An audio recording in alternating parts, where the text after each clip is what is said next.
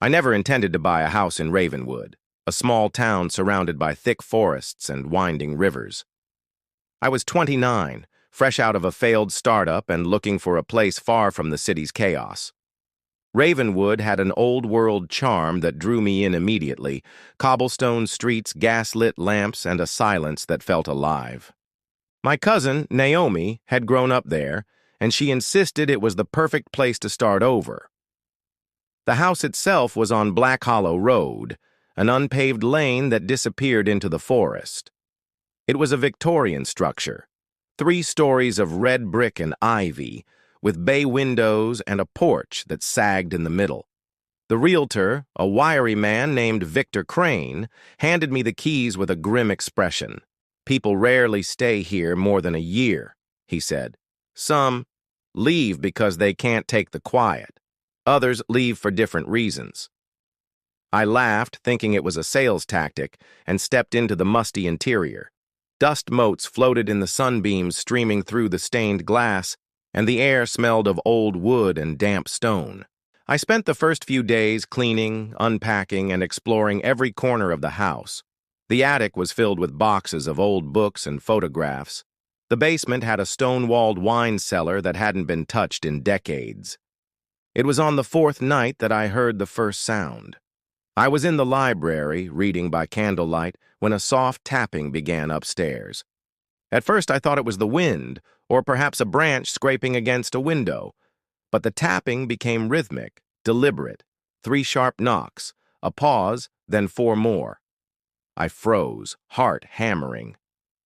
"It's the house settling," I muttered to myself, though the rationality felt hollow. By morning, I discovered a trail of muddy footprints across the hallway, leading from the staircase to the front door. They were small, almost childlike, and disappeared into the yard. I frowned, trying to shake off the unease. The next week, the occurrences multiplied. Doors creaked open on their own, lights flickered without cause, and sometimes I would hear whispers coming from the walls, soft, unintelligible, but unmistakably there. Ravenwood itself seemed odd. The townspeople were polite but distant, glancing at me with a mixture of curiosity and caution.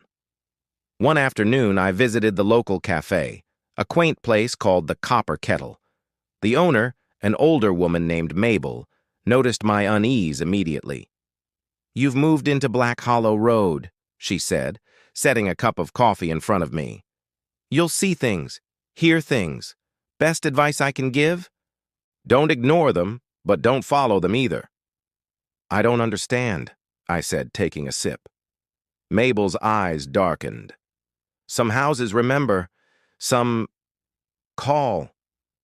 That night, the whispers returned, louder and clearer. I followed them into the hallway and noticed the front door slightly ajar. Outside, the yard was blanketed in fog. Shapes moved just beyond the mist, figures that I couldn't quite focus on. One, taller than the rest, seemed to beckon me. My instincts screamed to run, but my feet moved before my mind could protest. I followed the figure down Black Hollow Road, deeper into the forest than I had dared go before. The trees were tall, gnarled, and twisted, their branches clawing at the sky. The fog thickened, and the whispers became voices, telling stories of the house, of the families who had lived there, of tragedies that had never been recorded. Eventually, the path opened into a clearing I had never seen. At its center stood a small stone monument, weathered by time and moss-covered. Around it were candles, burning with blue flames that cast eerie shadows. The tall figure was there, and beside it I noticed others, ghostly silhouettes of people, some smiling, some solemn, all watching me. "You've been chosen," the figure said, its voice like wind rustling leaves.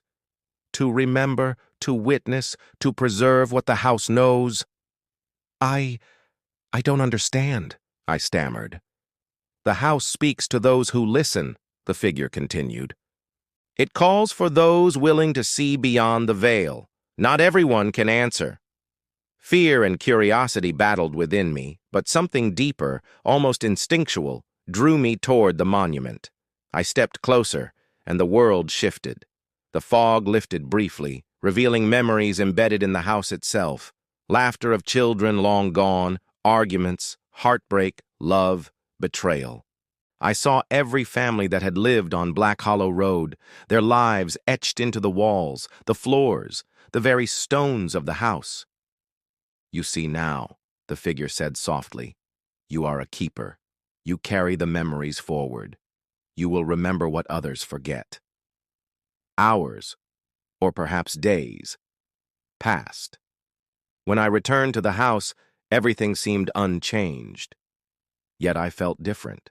I remembered the lives of the house's past residents, their secrets and joys, their fears and regrets. I filled notebooks with these stories, preserving what the walls had whispered to me.